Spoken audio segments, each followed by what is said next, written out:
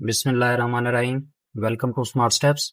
آج کی ویڈیو میں ہم دیکھیں گے کہ ان رجسٹرڈ ممبرس کون سے ہوتے ہیں، ان کو کہاں سے سرچ کرنا ہے ڈیش بورڈ سے، اور ان کی کریکشن ہم نے کس طرح کرنی ہے۔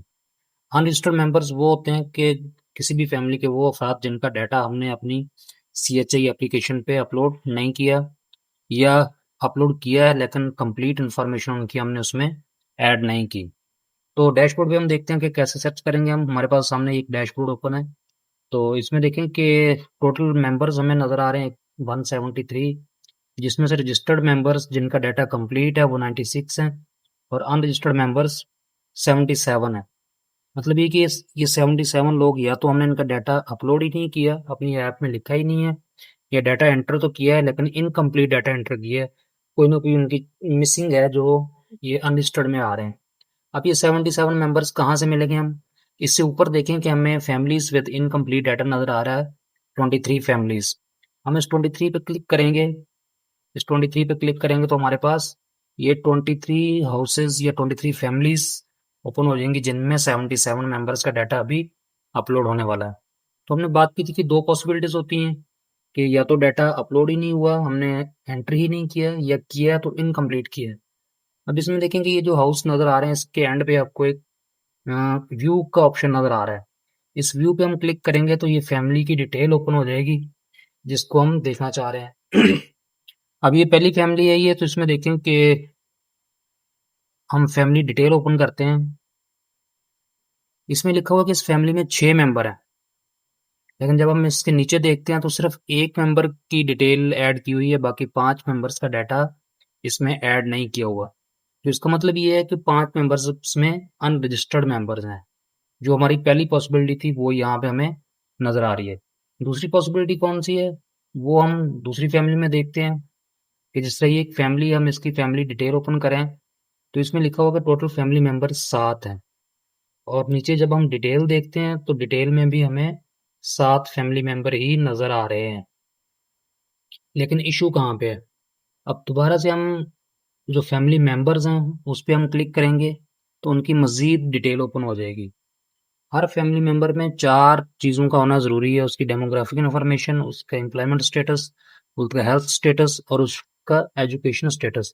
اس پہلے ممبر میں دیکھیں گے 3 چیزیں تو پوری ہیں لیکن ایجوکیشن سٹیٹس اس کا نہیں لکھا ہوا، تو یہ دوسری پاسبلٹی ہے۔ اب اس کی ہم نے کریکشن کس طرح کرنی ہے؟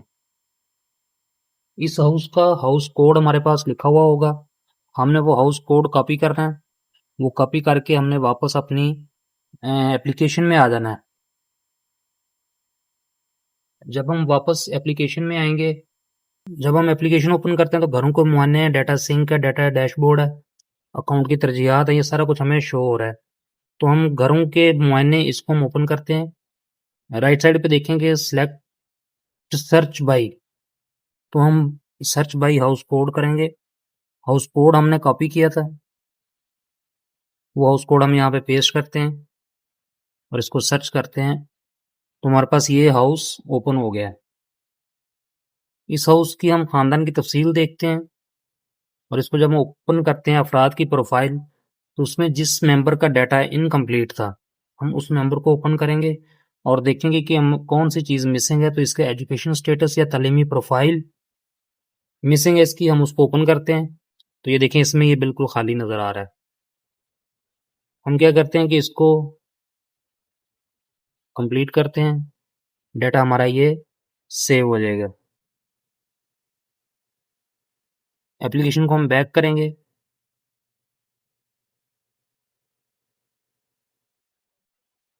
ڈیٹا سنک میں دیکھیں کہ ہمارا ان سنک ریکارڈ میں ایک ہاؤس چلا گیا ہے۔ اب جب ہم اس کو سنک کرتے ہیں، اپلوڈ کریں گے تو یہ پوچھے گا کہ کیا آپ واقعی اپلوڈ کرنا چاہ رہے ہیں ڈیٹا، تو ہم اس کو اپلوڈ کرتے ہیں اور یہ ہمارا ڈیٹا سنک ہو جائے گا۔ یہ ڈیٹا ہمارا سرور پہ اپلوڈ ہو گیا ہے۔ اب یہ دوبارہ اگر ہم نے ڈیش بورڈ پہ دیکھنا ہو کیا یہ واقعی ڈیٹا ہمارا ڈیش بورڈ پہ اپلوڈ ہوا ہے یا نہیں ہوا، تو اس کو ہم دوبارہ سے ڈیش بورڈ کھول کے بھی چیک کر سکتے ہیں۔ دوبارہ ہم نے ڈیش بورڈ اوپن کیا ہے تو پہلے 23 فیملی کے 77 ممبرز انرجسٹرڈ تھے، ایک ممبر کا ہم نے ڈیٹا اپلوڈ کر دیا تو ہمارے پاس 76 رہ گئے ہیں.